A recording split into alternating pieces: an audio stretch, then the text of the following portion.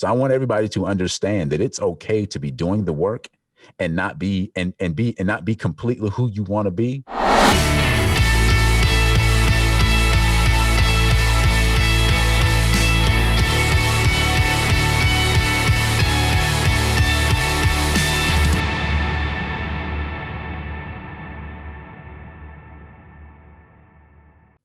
Hello, Nathaniel, and welcome to Real Men Feel.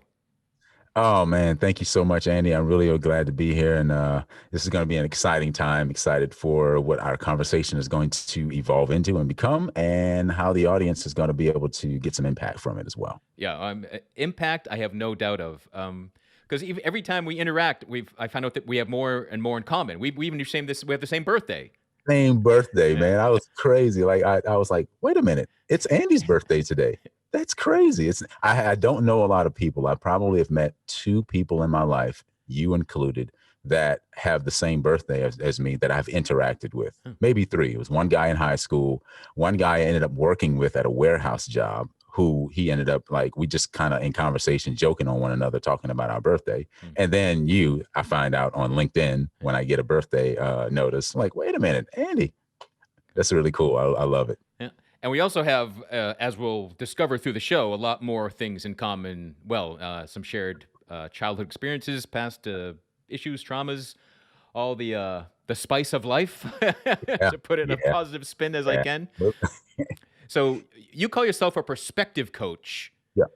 Have you always had a great outlook on life, or is your own perspective something that you really had to cultivate?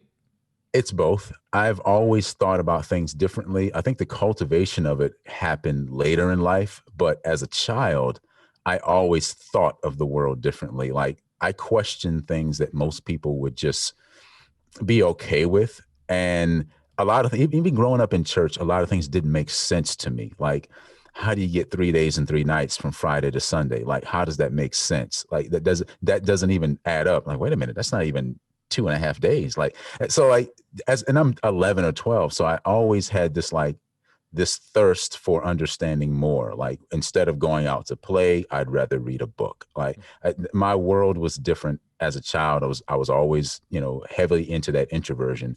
And now, growing into my perspective, I think I had to grow into it and really allow for other perspectives to sit in the room with mine and be able to offer what I have and not make anything else invalid. So it wasn't really just this rebellious kid. It was really a quest for knowledge. You just wanted to understand things more. I just wanted to understand, and I questioned a lot of things, and it probably got on people's nerves, just like my 6-year-old gets on my nerves. And he's like, well, why is that? And how come this? And what is that supposed to mean? I'm like, oh my gosh, this is me. And I get so irritated, and it's like, okay, this is me. I know what this is. This is who he is, because this is who I am. But yeah, it's an amazing journey, because you lean into more curiosity than you do just like. I heard a quote on a podcast, and the guy says, if your thou shouts outweigh your what ifs, your theological compass is all fucked up. And I was like, oh, that is my life. It's like, I used to be in the thou shalt, and then this what if would happen. And I had to lean into the what if, because it was louder than the thou shouts. And I really had to be okay with, what if? What if I don't know? What if it's not true? What if everything I believe was complete BS? Yeah. And that's a great, another thing we find in common. Like, when I finally got to that place, like, can I be willing to be wrong about everything? Because my perspective sucked. Like, I thought life sucks, then you die. I thought, I thought I was better off dead, and I believed it. I thought I was broken and full of flaws, and I was this mistake that happened to be somehow managed to become alive. Wow. So as I realized that I could be wrong, and that being wrong helped me and gave me a much better perspective, I had this closed, just such a negative view on everything. So yeah. I mean, I love that. I love to be wrong. Oh, good. I've been wrong about all that crap I was worried about. Good. Cool. Let it go. I literally shelved. Like, I had this moment of clarity, and I had been like heavy into biblical studies. Like, I was teaching Bible studies, and I was sort of like still studying my esoteric things and out on the fringe stuff. And I was peppering those things into my religious studies or whatever. And it was expanding my knowledge and expanding my ability to communicate across different sects of belief systems. But like it happened one day when I was heavy into studying the feast and having my family celebrate these feast days in the Bible and stuff like that. But I found myself fighting for it. And I was like, if it's true, then what am I fighting about? Like the truth settles itself and then you settle into it. There's nothing to fight about. And one day I'm eating dinner on my couch, and this voice inside of me says, what if everything you believe is complete bullshit? I did not think this up. It happened on its own. And I looked because I thought somebody was behind me because it was so like loud in me. I turned around. It's just me downstairs in the house. And this happened, what, 5, 6 years ago. And I was like, huh?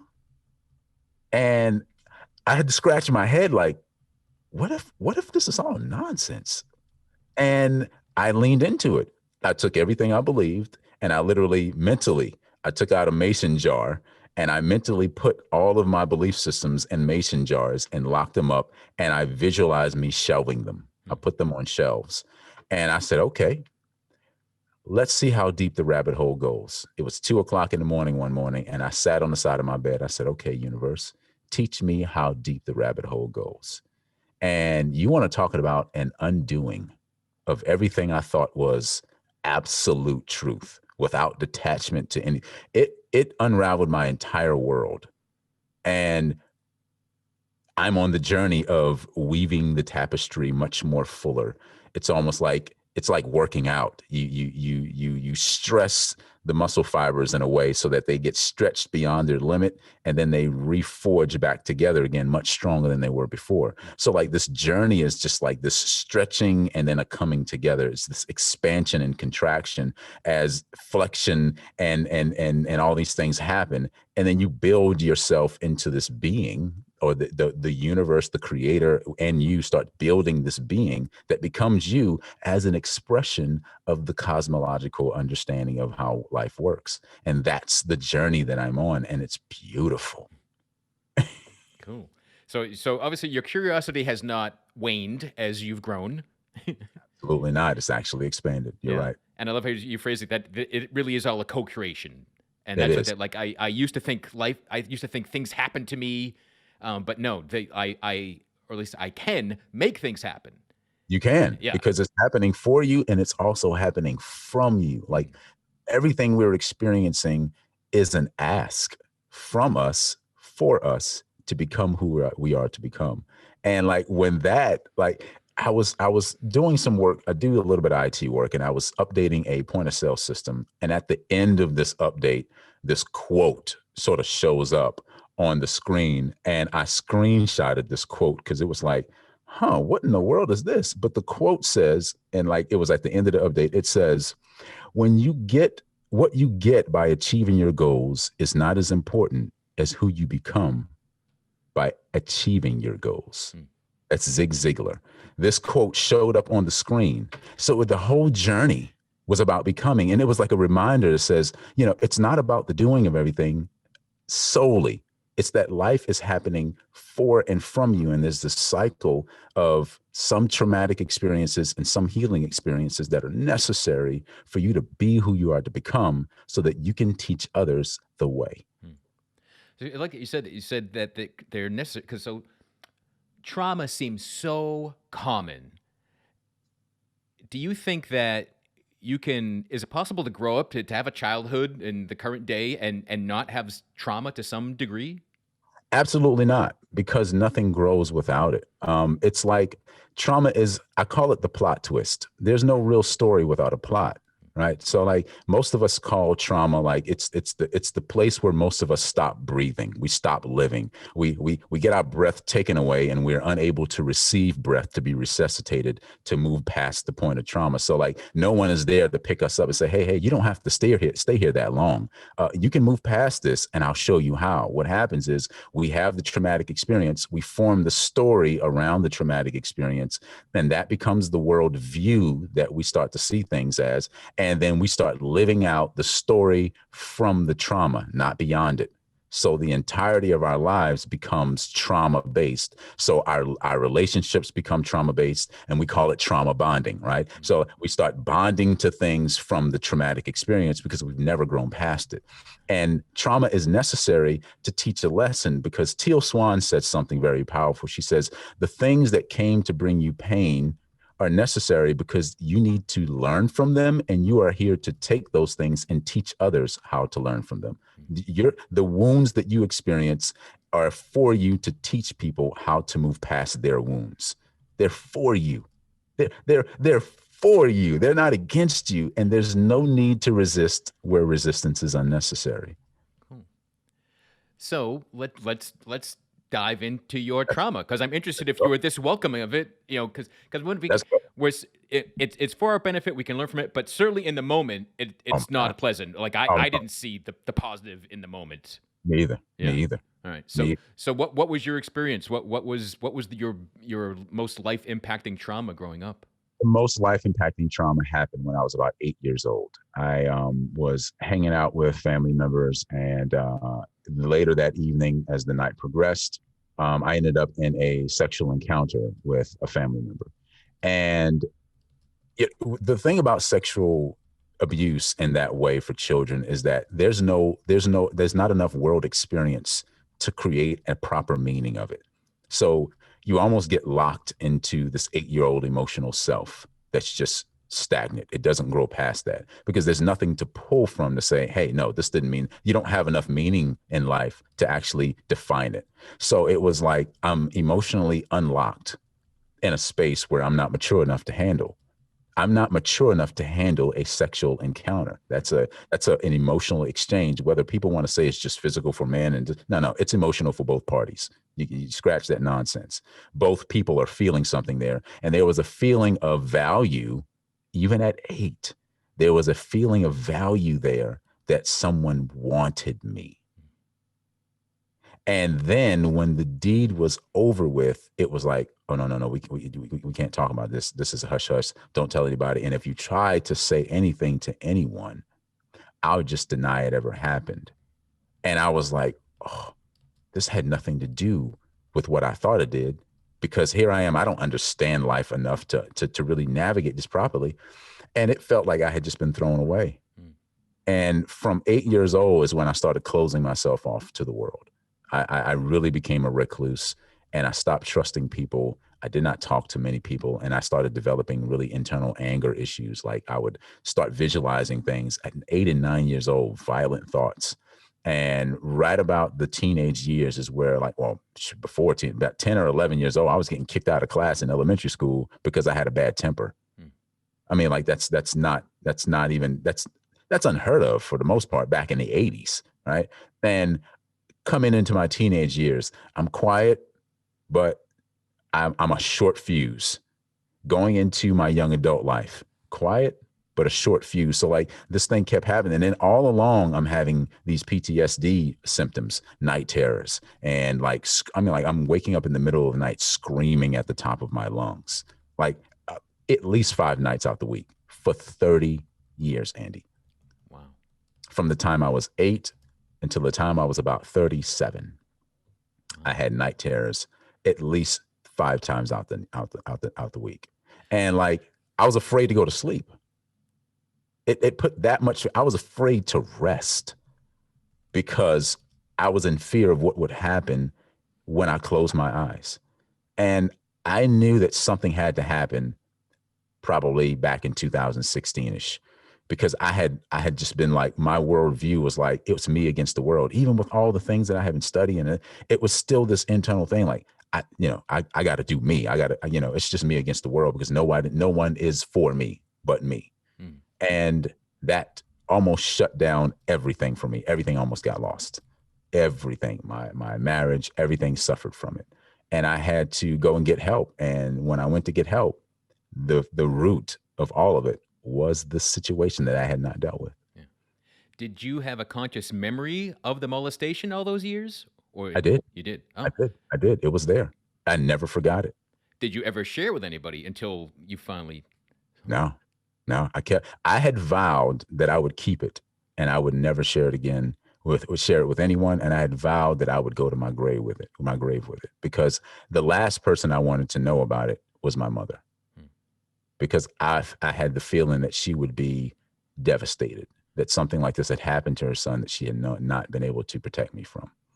And at 38 years old, sitting on my couch 2 years ago, I laid in my mother's lap and cried like an 8-year-old boy, sharing with her the pain of what I had carried for 30 years. And how was that received by her? Did it match your fears, or did something else happen? It didn't even match the fears. The story I had told myself was completely based on the wall I had built. I told myself a story to try to thinking I was protecting others, when it was all self-preservation. Trauma-based stories are stories based in self-preservation. They're not protecting anybody else. They're just to protect you. And men walk around with these stories every day, and there isn't a outlet for these stories to come to fruition, to come out in the open, to be talked about, so that they can be asked questions as to how they feel about it. So it was like, well, yeah, you went through something, but get over it. No, no, no, no. Yeah. This is a traumatic experience that happened to a child, not to the man. It happened to the child. And when a man is walking around with a damaged child emotional self inside of him or separate from him, there is a fraction of the person that's standing there. They're not fully integrated. Yeah. And something has to be there to have that integration process happen. Yeah, I hate that whole get over it. So I was molested by a neighbor on more than one occasion when I was like 5 years old, Wow. and he had two young daughters that were friends that we played together, and he would have us do things to each other and then things to and with him. Yeah. And I did not have conscious memory of this until I was like 20 years old. Yeah. And then I thought, well, get over it. Oh, I thought, well, now, all right, now I remember. I remember the root. I remember the cause of all my shutting down and Yep. and anger issues, and thinking, from that really early age, I decided life was not safe. I could not trust men. I could not trust adults. Nobody's on my side. Everything that you're saying. Mm-hmm. But so when I finally, all right, I know what it was.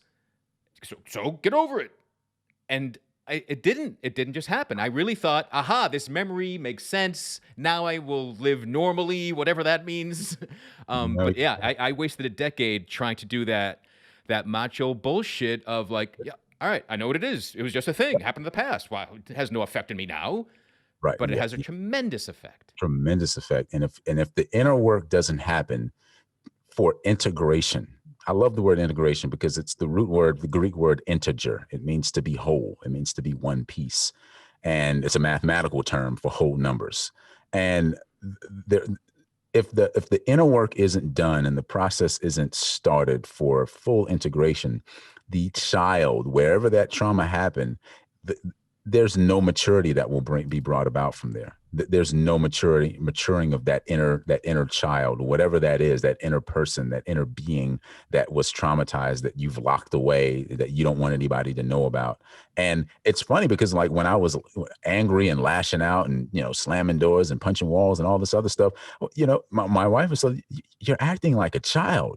And then I would get even more upset. Like, I'm a grown man. Like, and then I'm like, wait a minute. She's right. This is the temper tantrum.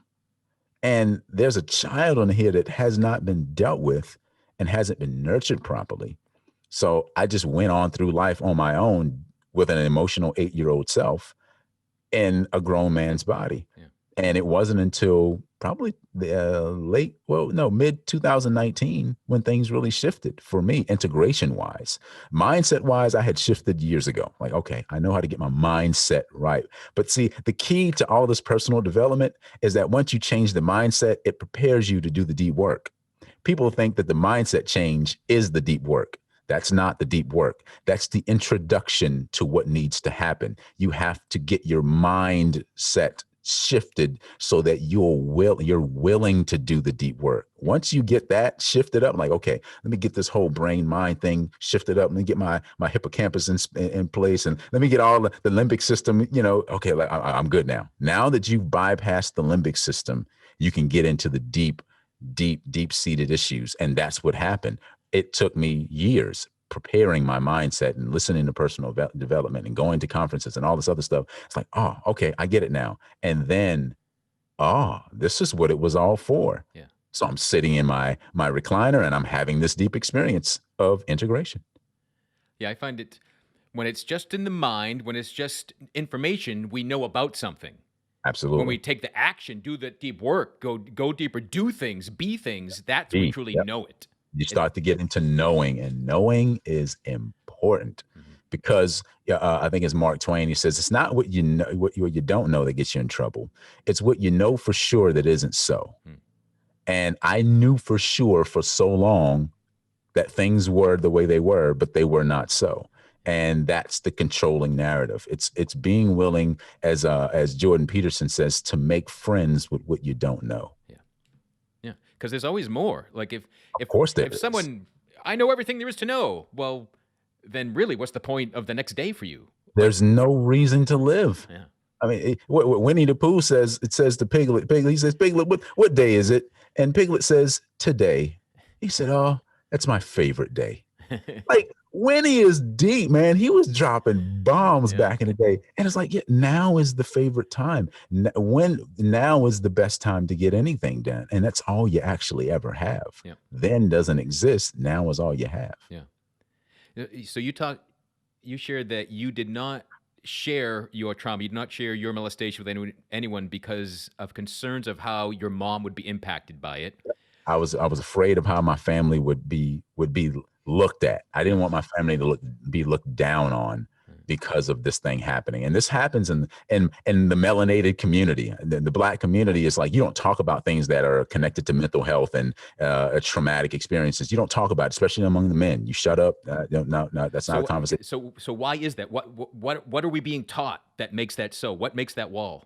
That wall is based on an ideology of manhood in the Black community because of how it was broken down in slavery. So in slavery, it had something called buck breaking, where the slave master would rape the alpha male among the community in front of the women and children, or the slave master would also like beat and bullwhip and rip the man apart in front of them, creating a traumatic experience, saying if you overstep, if you try to stand up for yourself, if you try to be vulnerable, all those things, if you try to do any things that make you a man of leadership among these people, you will be dealt with harshly.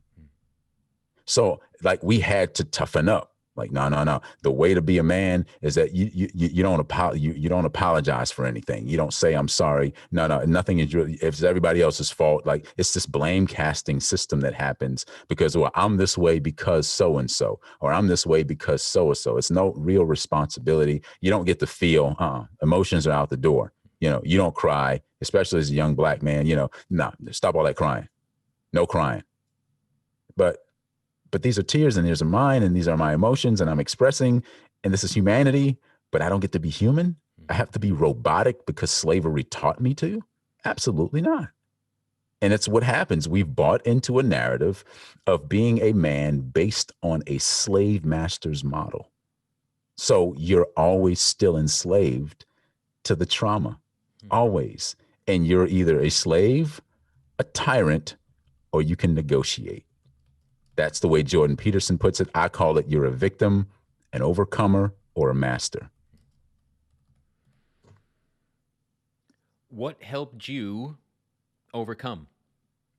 It was the integration that happened. So a couple years ago, I got online and I was sitting in my recliner. I was finishing up some personal training stuff that I was doing, studying for my personal training certification, and I was sitting in my recliner, and this infomercial thing came up on YouTube. I was looking for a YouTube video, and just kind of clear my mind.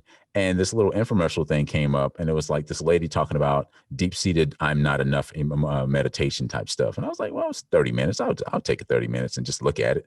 And I clicked on, the view now button, whatever that thing was on YouTube. And it took me to this little thing, this little funnel thing. And I clicked on the video, and this lady is talking about, he said, I'm going to lead you into this process. So the moment I clicked launch the video, I felt this heat start to awaken in my heart. It started in my solar plexus and then it went into my heart and I started to expand across my chest. And then I felt it going up into my throat. It like just heat just started expanding in my body. And then tears started to well up in my eyes. It's like, what is this? What have I got myself into? And I knew it was something that was summoning me into an experience that I didn't know I was ready for, but it was time. So I said, fine, let's do it. This is obviously calling me. So I closed my eyes, Andy. And the moment I closed my eyes, a spiral stairway appeared. And I started walking down the stairway. And at the bottom of the stairway was a door. And I opened the door. And when I opened the door, I walked out of the door and I'm standing in front of my house in the 1980s on the street corner. I'm looking at my house and I'm like, okay, I'm here. I may as well go in. I go in my house. It's completely abandoned. There's nothing in. There's not even any furniture in. There's no one there. And I go to my bedroom where I used to sleep, and there's this little boy sitting on the side of the bed on a rusty box spring. There's no mattress, and he's got his face in his palms, and he has shut himself off from the world in an abandoned space. And I go up to the child. I'm like, "Hey, man, what are you doing in here?" And he looks up at me, and it's me. It's me looking at my 8-year-old self sitting in that room. And I'm like, this is weird. But I'm talking to myself and I'm gaining my own trust. I'm getting the child to trust me again. And I'm talking, it's like, look, I love you. I want you to know that everything is going to be okay. Like I am talking to this child like I am a nurturing father. And eventually he looks up at me and he places his hands in mine. And I start to walk towards the front door. And we walk out the house back into the street. And I told him, I said, I am promising you, you are never coming back here again. And we both look at each other. And when I said those words, the door appeared in the street. I walked through the door. The stairwell appeared again, and it's spiraling upwards now. There's nowhere else to go down. It can only go up. So I start going back up the stairs. I go back up the stairs and I am in my house now. We just built this home about 2.5 years ago. I'm in my house now at the opening of the driveway, and we're looking at the front of the house. And I'm telling him, this is home now. This is where you belong. And mentally, virtually, with no time, I'm walking him through all of the rooms from the driveway because there's no space and time in this experience. I'm walking him through all of the places in the house. This is the playroom. This is where we watch TV. This is our refrigerator. There's plenty of food. There's plenty to eat. This is where I hang out and do some of my voiceovers. I introduce him to my son. This is my son, David. This is all his toys. I introduce him to my older son, Jeremiah. This is his room. This is where he sleeps. And I said, you're welcome here. And we come back out, connect with ourselves, basically at the top of the driveway. And I look at the child and the child looks at me and he walks inside of me. And this full, it was like this light body came back into place. And I took this deep breath and I just emotionally just lost it because I was so grateful for that experience. Well, I didn't really know where to put it, but I knew it was real. And fast forward 6 months later, we were having some couple time with another married couple that we're really good friends with, and me and my wife are going through some hard issues with communication because I'm not a proactive communicator. I suck at it. I'm such an introvert that I'd rather be in a hole than just be out talking. And we were talking through some things, and I was expressing myself in a way that the gentleman who was the husband in the couple, he looked at me. He said, look, I'm just going to say this. He said, it's like talking to you now. It's like you've grown up into an adolescent, like a young teenager. And I'm thinking, you don't know what this means. This means integration. When you do this deep work, maturity happens quickly, because just 6 months ago, my emotional self was 8 years old.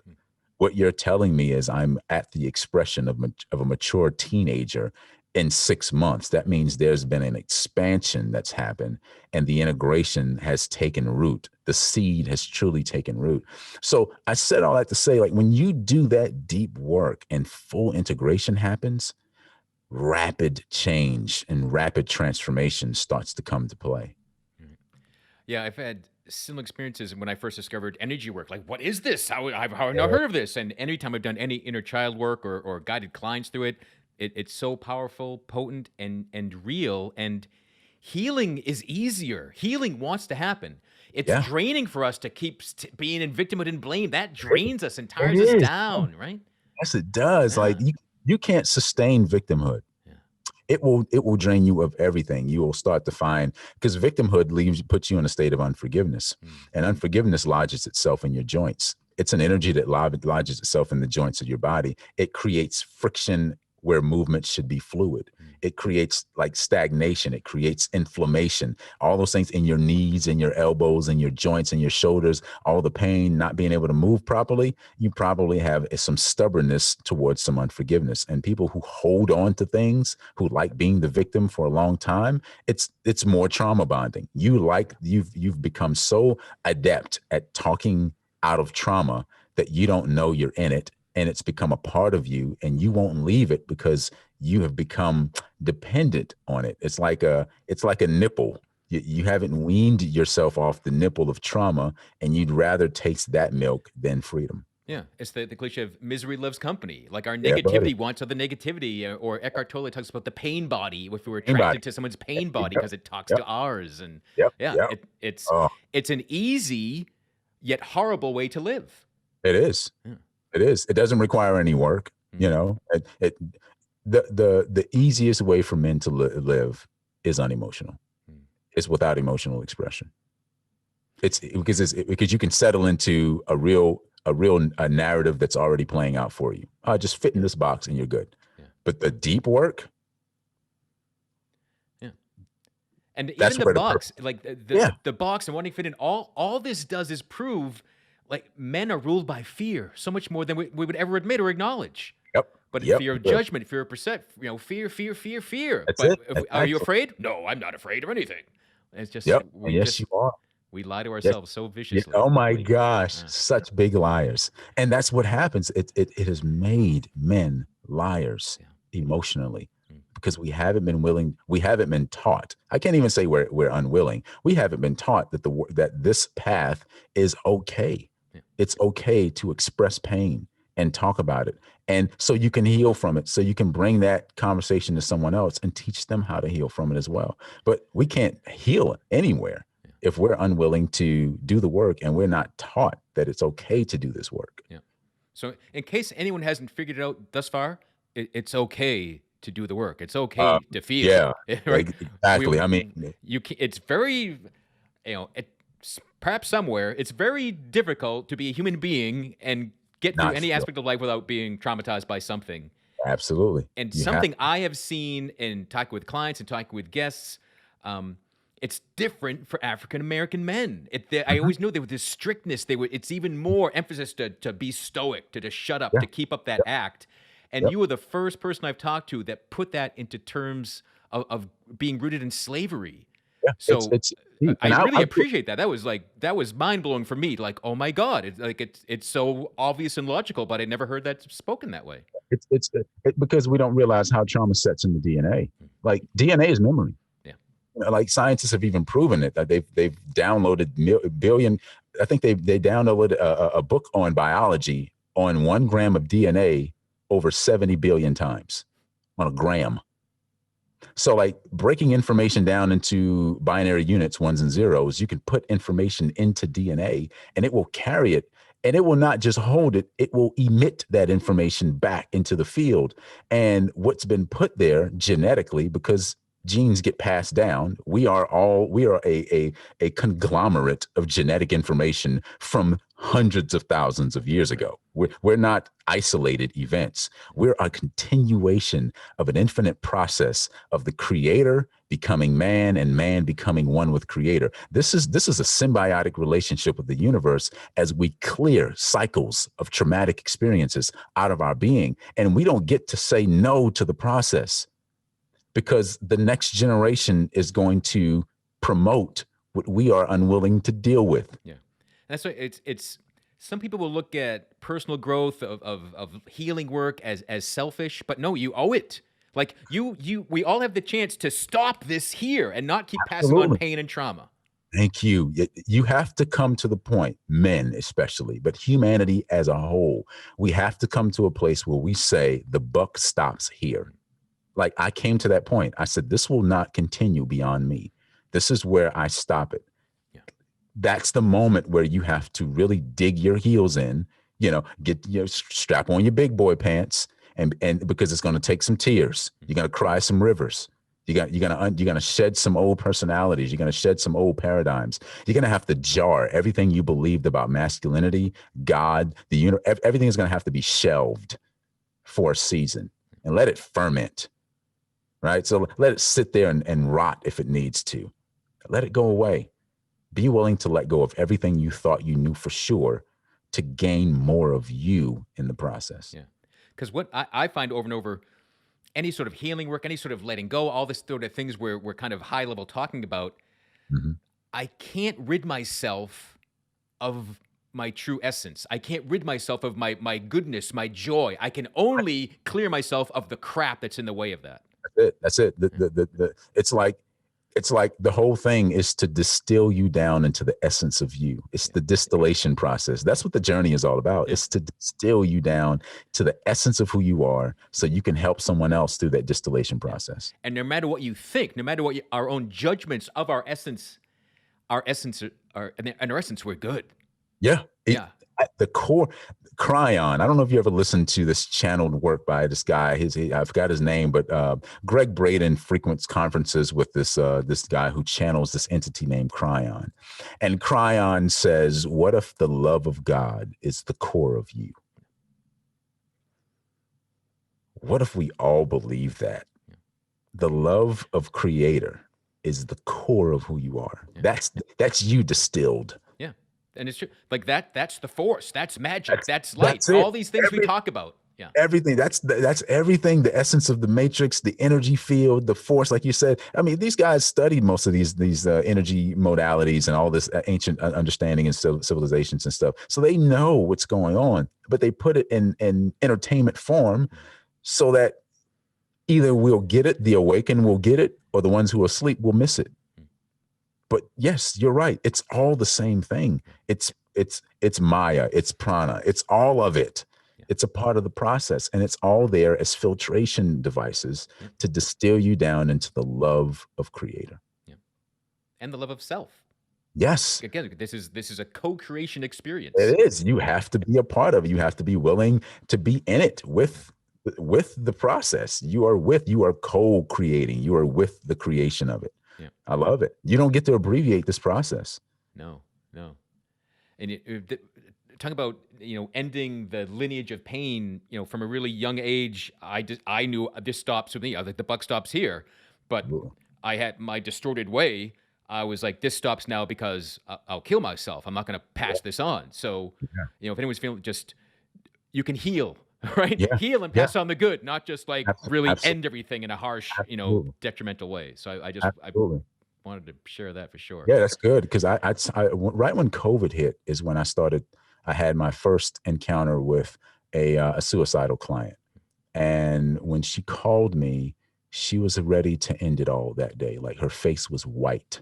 She had no blood flow. It looks like she looked like a corpse. And it was like, at the time I was understanding what it means to inspire, because that word means to breathe back into. And I'm thinking, man, how did this happen? Like, what happened? And I immediately go into the story. Like, what is the story behind this? Because no one just comes to that point to say, I'm ending it all. They're trying to undo something. They're trying to stop something because they don't have the tools to move beyond it.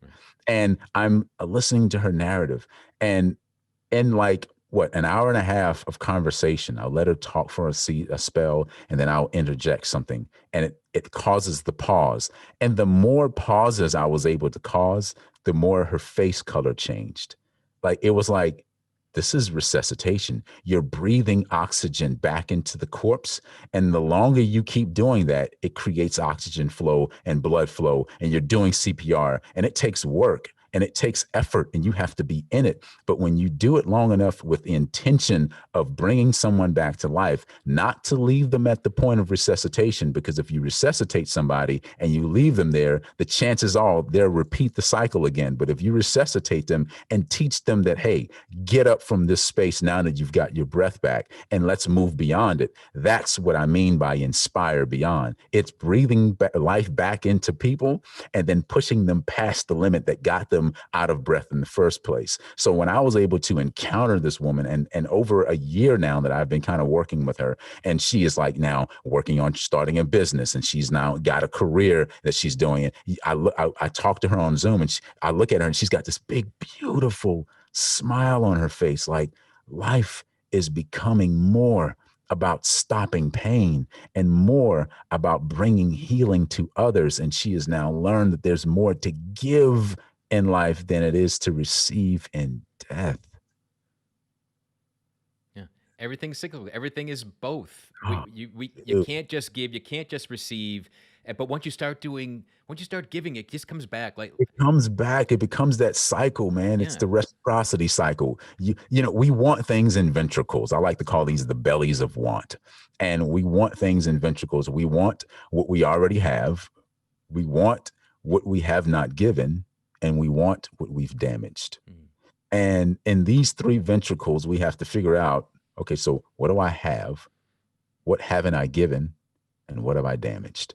And wherever we find ourselves, if we can answer those questions honestly, we'll start to see, okay, I'm responsible here for why I am where I am. No one else. I'm here and it's me and the thing. It's the abandoned child in the room in the abandoned house. And the child has decided to stay there because it was safer than dealing with the world. That's still my responsibility. I had to go and deal with that. No one else came in the house when I was in that experience. No other entities, no other people, no other faces. It was me in the house with nothing else to rely on except me loving me.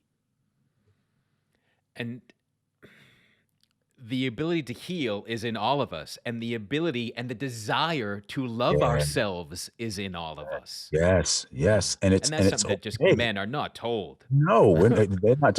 If they even exhibit a form of self love, it's either titled as narcissism quickly by women who think that they deserve more than they should be getting for the most part, or it's determined egotistical. Oh, you're just or self-absorbed. You're so self-absorbed. I know. I kind of know who I am and I know what I want in life, and I'm going after it. It doesn't make me self-absorbed, but I am aware of myself. I'm not unaware. And I'm okay with someone, labeling me a certain way if that's the way they see me. But I also know that a lot of times when people label you, they're labeling themselves, Right. but they're projecting their labels onto you. Yep. So it's okay. I'll let that be. And because if it doesn't find common ground in me, I don't have to defend myself against it. It's just I become like Teflon and it's water off a duck's Yeah. back. Yeah. I don't let it settle. Yeah. Cool. So I know you're creative, you're curious, you're inspiring, and I know that you're working on your own podcast. So tell me a little bit about what's coming with that.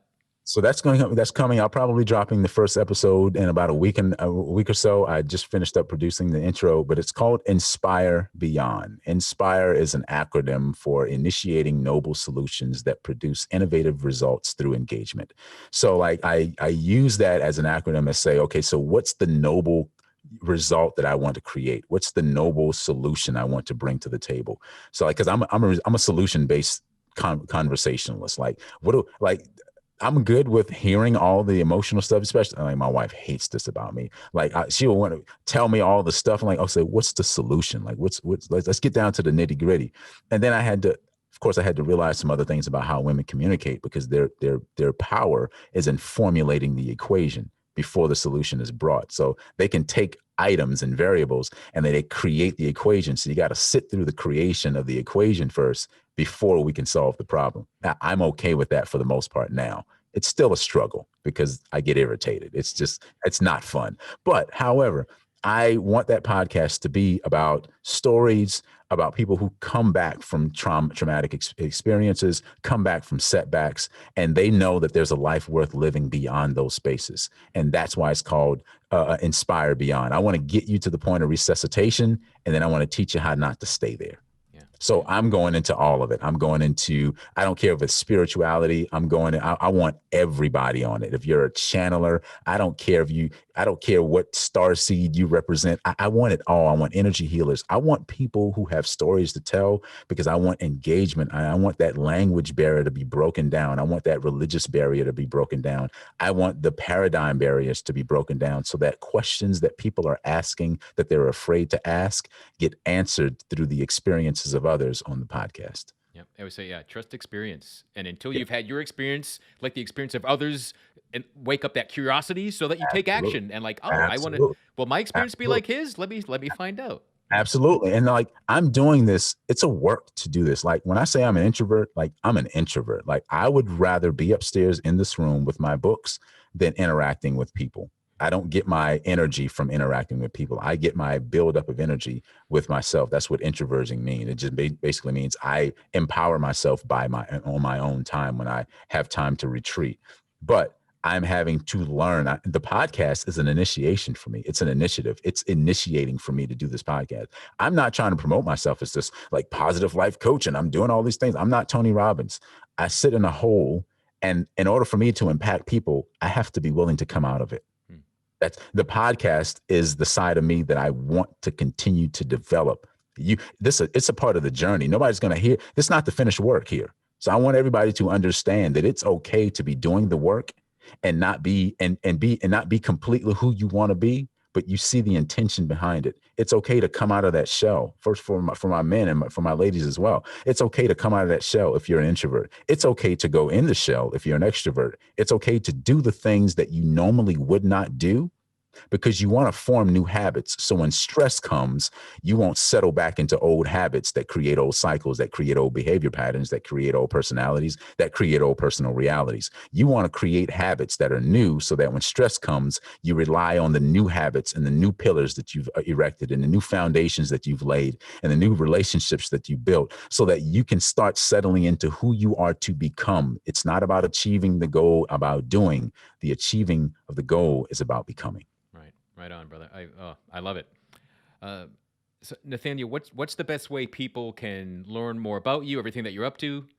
Yeah. So like you can reach me at theperspectivecoach.us on the internet, www.theperspectivecoach.us, or you can reach me on Instagram. I have a new Instagram. My old one got hacked, so I had to start all over, which is good because I'm rebranding anyway. But it's at The Real Nathaniel Brown on Instagram, at The Real Nathaniel Brown. And on LinkedIn, I'm at The Perspective Coach on LinkedIn as well. You can find me on those three places. That's where I do most of my overall posting. I do a lot of more so like everyday lifestyle type stuff on Facebook, just on my Facebook channel. So if you looked at, I think, facebook.com/NB Set the Trend, you'll find me, my profile there. It's real easy to locate me there. Awesome. But yeah, that's me in a nutshell, man. That's me in a nutshell. Cool. Well, thanks for coming out of your hole. Thanks for sharing your life worth living and helping everyone wake up to realize that they have one too. Yeah, man. Right? This is like, oh, he's got it, but I don't. We are all everything. Absolutely. You can't see something good you can't see beauty, you can't see goodness in someone else without it being in you to begin with. It has to be in you to begin with. Just like people are used to projecting negativity, we also project positivity. So you can't see positive unless you're capable of experiencing it yourself. That's what I find. Anything you project, you actually have the ability to experience within yourself. Awesome. Well, again, thanks, Nathaniel. I look forward to your new show. I could talk to you all day, every day. Thanks for joining us. Thanks for everyone for listening to us. Wherever you're discovering Real Men Feel, please subscribe, give a share with someone that needs to hear this episode, post a review, a comment. You can reach out to me at realmenfeel@gmail.com. I'd love to hear from you. And now you can even directly support this show. Help us get to more men. Remind men that they are human, that they can feel, that they can have a life they love living, that they are worthy of that. There's a link to support the show as little as 99 cents a month, just to help us reach more people. And until next time, be good to yourself.